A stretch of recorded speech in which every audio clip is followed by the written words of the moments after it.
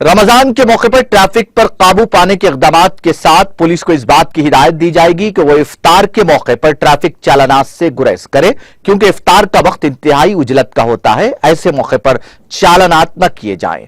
वजीर दाखिला मोहम्मद महमूद अली ने lake view Banjara function hall में रुकन असम्बली डी नागेंद्र की ज़ेर सदारत मुनक्किदा जलसे इस्तक़बाल रमजान के एक इजलास से खिताब करते हुए इन ख्यालात का इजहार किया। इस जलसे में हिंदू मुस्लिम एकजहती का मुजाहरा देखा गया। वजीर दाखिला मोहम्मद महमूद अली ने इस मौके पर जहां मुस्लिम तबके को रमजान की आमद की मुबारकबाद दी, वहीं गैर मुस्लिम भाइयों को उगादी की भी मुबारकबाद दी।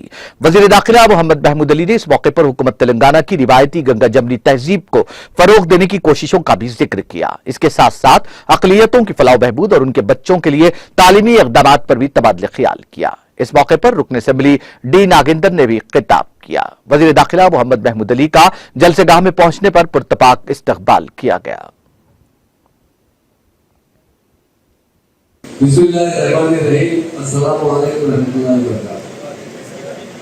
लीडर तो बहुत होते हैं, हर जगह लीडर्स होते हैं, हर जगह एमएलए होते हैं, हर जगह मिनिस्टर होते हैं। मतलब हम एक मिनिस्टर नागेंद्र साहब से मिलते तो मिनिस्टर साहब ने एमएलए साहब ने हमारे भाई से मुलाकात हुई। तो मैं आज प्रेसिडेंट ऑफ इंडिया का प्रोग्राम था, सीएम साहब ने मुझे जाने का था, वीडियो बनाना था, इनॉग्रेशन भी था। नागेंद्र ने फोन किया था, मैं जरूर आने का वादा किया और आ गया। क्यों है तेरा पिलाने का जरूर किया है नागेंद्र का। और ये दो कारपेंटर हमारे जो बेटी है, दोनों हमारी बेटी को था। जब भी इधर पूछा बेटा कैसे जो भी काम रहा, जब भी मेरे पास आते मैं दूसरे काम करने देता हूँ कि कविता बेटी हमारी और संगीता यादव बेटी। एक बार आया तो मैं कहा मैं भी यादव हूँगा, ऐसा समझ आपके फादर मेरे दोस्त थे, मैं भी दूध का कारोबार कर रहा हूँ, मैं भी पूरा तो स्कूल में मुझे महमूद यादव भी पुकारते थे। जब यादव लोग पैसे का कारोबार करते थे, जनाब जावेद भाई साहब, जनाब सरपंच साहब, जनाब सलाउद्दीन साहब, जनाब पाशा साहब, मस्जिद के जो जिम्मेदार साहब हैं और जितने ढाई पर बैठे हुए, क्योंकि मैं आगे बार नामा मुख्तसर लिखी मैं माफी चाहता हूँ। बहुत से लोगों का नाम नहीं ले सका, मुझे माफ करना, क्योंकि मुझे भी जरा शिकर खरीद कर जाना है। मैं जरूर दो चार बात बता कर जाऊंगा। कभी मुसलमान को डीपी सिंह का होता दिया गया, आपको भाई को दिया गया, वो दिया गया। कभी मुसलमानों को होम मिनिस्टर दिया गया। आज से 42 साल पहले इन्होंने मास्टर साहब बने थे और बेचारे 8 महीने में चले गए। तो आज का गवर्नमेंट आज के हालात के अंदर एक मुसलमान को होम मिनिस्टर बनाना ये तो एक बहुत बड़ी बात है। हम सबका जितना भी शुक्रिया अदा करें, लेकिन हमको तो होता मिलता है वो आपकी वजह से मिलता है, आपके लोगों की वजह से मिलता है, आपकी खिदमत करने के लिए मिलता है।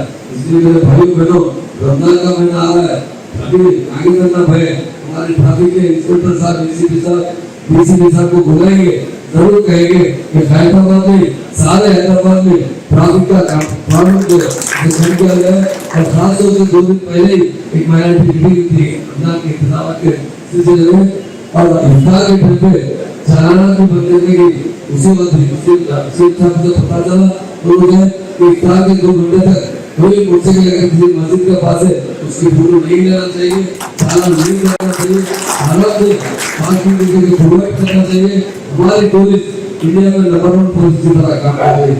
आप बताइए साबिका पुलिस में और आज की पुलिस में बहुत बड़ा फर्क है। कमांडेंट टोटल बनाया गया वो मामूली लिए 650 करोड़ की लागत से इंडिया के बेस्ट कमांडेंट टोटल बना है। उनके साइबर क्राइम की वजह से सीएम साहब ने कहा हर तरीके का क्राइम यहाँ से हमारे स्टेट से बंद होना चाहिए।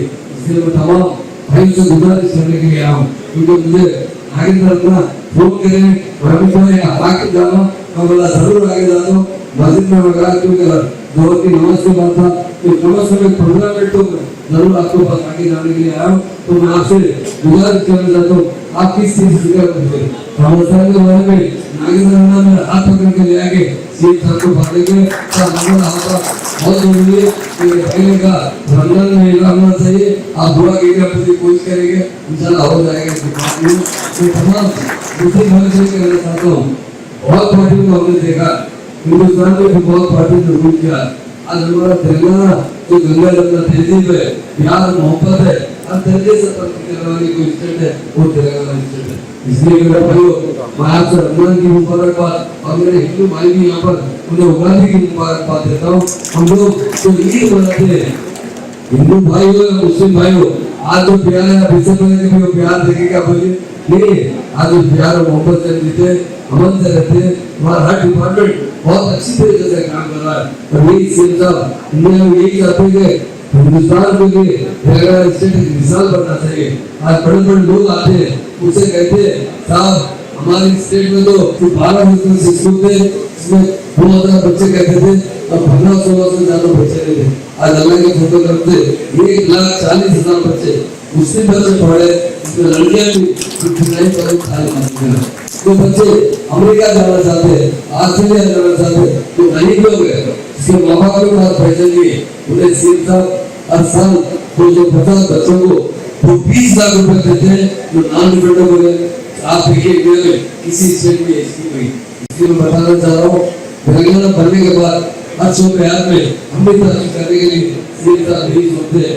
जैसा नागेंद्र साहब बोले, आज मुस्लिम भाई जो सरकारी स्कीमात आते हैं उससे जुड़कर आगे बढ़कर समाधान नहीं करते। क्यों? पहले से वो मायूस हो चुके हैं। नागेंद्र साहब जैसे सेक्युलर लीडर आपके एमएलए जिस तरह केसीआर साहब सेक्युलर है, इसी तरह नागेंद्र साहब भी इसलिए मैं इसको कहना चाह रहा हूँ हिंदुस्तान में बहुत से पार्टी है पर तेलंगाना राष्ट्र समिति पार्टी ऐसी है जो मुसलमानों को भी साथ देना चाहती है। एक ही बात बताना चाहता हूँ, जैसा अभी 3 लाख रुपए का तो हर घर को देने का तो सीएम साहब ऐलान करे। मेरे कॉन्स्टिट्यूंसी के अंदर मैं 3,000 लोगों को दे सकता हूँ, वो मेरे को हक है। अभी तक माइनॉरिटी बाजार की तरफ से एक भी मामला मुझे नहीं है। ये क्या तकलीफ है मुझे समझ में नहीं आता। और माइनॉरिटी फाइनेंस कॉर्पोरेशन से इतना पैसा मिल रहा, पूरे माइनॉरिटी जितने भी माइनॉरिटी फाइनेंस कॉर्पोरेशन में ऑनलाइन जो अप्लाई करे फाइनली जो है हम लोग फाइनल करना है। एमएलए होने के नाते भाई फाइनल करना है। पूरा कॉन्स्टिट्यूंसी के अंदर मैं देखे तो 100 एप्लीकेशन आए। क्यों ऐसा? क्या मंजूरी है, क्या मजबूरी है, ये चीजों को मद्देनजर रखिए। इसलिए सीएम साहब क्या चाह रहे हैं, हर घर में खुशहाली हो, हर घर में परिवर्तन हो, हर घर में जो है अपनी अपनी जिस तरीके के साथ तेलंगाना जैसा सुनेरा तेलंगाना बन रहा, तेलंगाना रहने वाले सब लोग भी इसी तरह जो है आगे बढ़ना, आगे तरक्की होना बोल के उनका इरादा है।